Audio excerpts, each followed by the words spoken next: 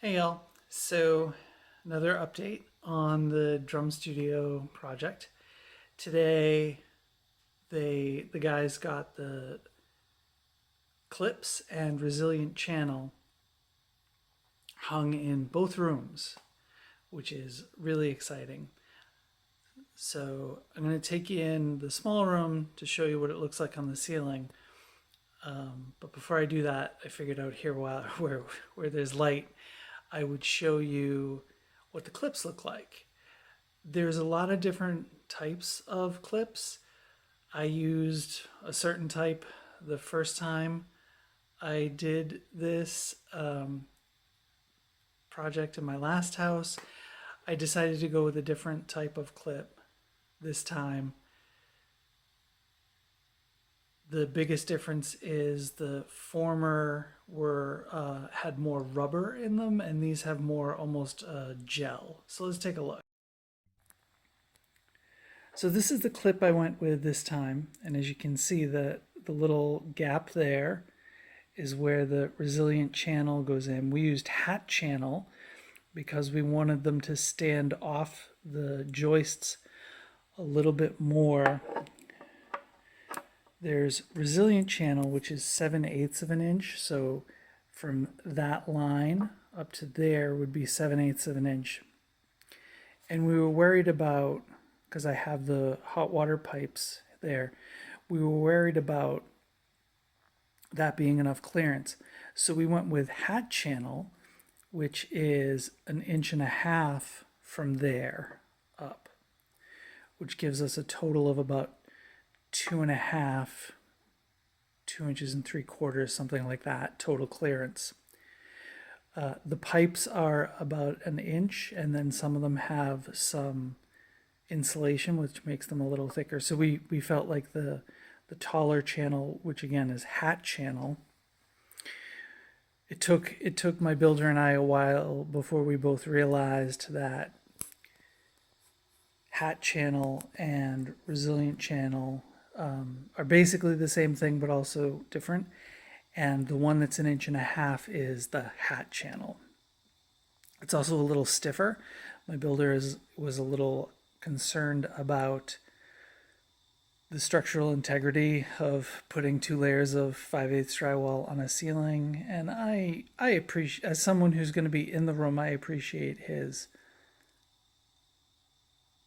wanting to be sure that the ceiling isn't going to fall on my head. so you can see this is almost completely gel, and it's very flexible. So you look at that. And there's just those 2 clips of metal that screw into the joist, and then the channel goes in here and is just held up by that gel. And this felt like I wasn't super, I felt like the performance of the, I'll look at you when I do this little rant. I felt like the performance of the clips we used in my last studio weren't up to what I was hoping for. So I figured I would try a different type of clip. Theoretically, they're all basically doing the same thing. Like I said, the last ones were more rubber and these are more gel. I'm not sure of the exact construction of this gel, but it is very different from rubber, at least to the touch, right? So I felt like I would give a different product a go. These are like Isokinetics, I think is the company. I'll put a link to these clips in the doobly-doo. Oh wow, I haven't said doobly-doo in a while.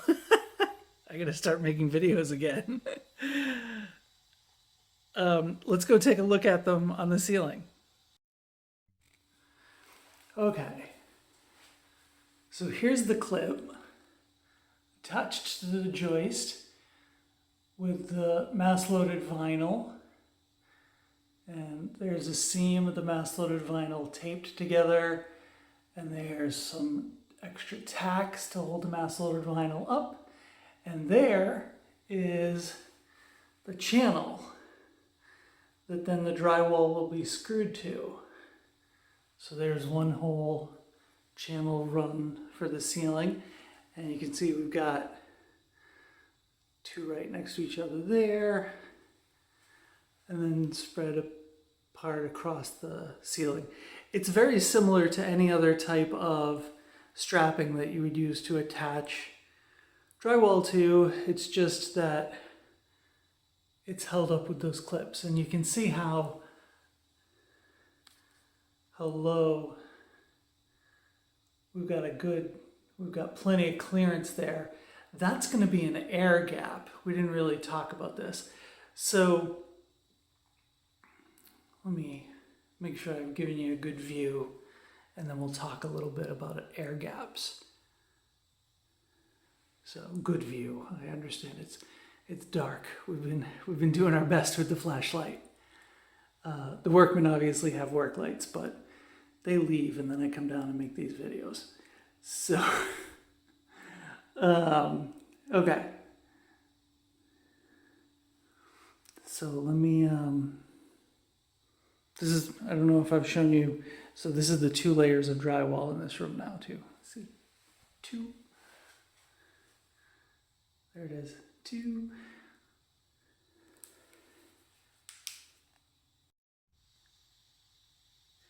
And so the next step is to hang that drywall. Let me talk a little bit about that air gap. I was saying there's the clip. Yep, there's the clip and then the channel, right? And that channel holds the drywall. So between the clip and the mass-loaded vinyl, which is being held up by the clips, and the mass-loaded vinyl is attached first, and then the clips helped, essentially became like a second layer of support for the vinyl. But between that vinyl and the drywall being held up by the channel is going to be an air gap. And one of the things that I think gets undervalued in a lot of, when I see DIY soundproof your basement, soundproof your shed, whatever, people underestimate the power of air gaps. The best thing for sound is mass. Build me a wall 6 layers thick of 5/8 drywall with mass-loaded vinyl between each layer of drywall, and then go a mile away, and then and then you won't hear me. But that's unrealistic. We've been talking a lot about how all of the decisions I'm making are predicated or influenced by budget and space and everything. And so air gaps, I think, they're not exactly free, but they're kind of free in terms of these builds.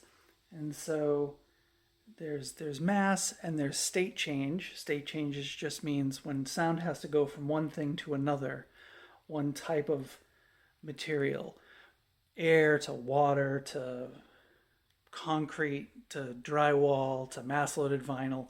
Every time sound travels through a different surface, a different type of material, it loses some of its energy. Air is one of those. So when you introduce an air gap, you end up with kind of a double state change.